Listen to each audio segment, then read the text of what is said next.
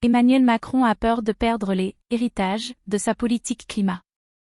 Politique, et s'il perdait tous les « héritages » écologiques de ses mandats?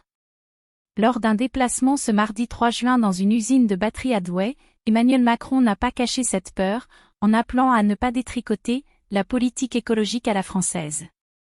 Le discours que j'entends en ce moment m'énerve au plus haut point, a insisté le chef de l'État. On peut créer des emplois, on en a créé plus de 2 millions ces dernières années, en multipliant par 4 nos baisses d'émissions, a-t-il ajouté, vantant son bilan en matière environnementale. La fin des ZFE, symbole d'une sale semaine pour l'écologie à l'Assemblée.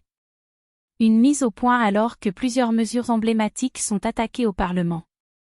Les députés ont approuvé la semaine dernière la suppression des zones à faible émission, ZFE, restreignant la circulation des véhicules polluants dans les villes, et un recul du dispositif zéro artificialisation nette, ZAN, visant à freiner la bétonisation des espaces naturels.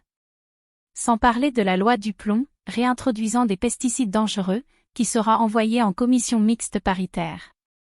Et, selon le Parisien et TF1, le gouvernement envisage la suspension temporaire de MaPrimeRénov', principale aide de l'État pour aider les ménages à la rénovation de leur logement. Des héritages de la Convention citoyenne. Le chef de l'État a aussi lancé à Douai, devant les quelques 600 salariés du site du groupe sino-japonais AESC, il n'y a pas de fatalité, pas de morosité à avoir. Les temps sont durs. Mais ce que vous incarnez ici aujourd'hui montre que l'écologie et l'économie, ça peut aller ensemble si on investit, si on a une stratégie de long terme et de la constance. En 2018, les constructeurs européens jugeaient impossible l'installation d'usines de batteries à leurs portes, a-t-il affirmé. Nous prouvons le contraire avec AESC-AD.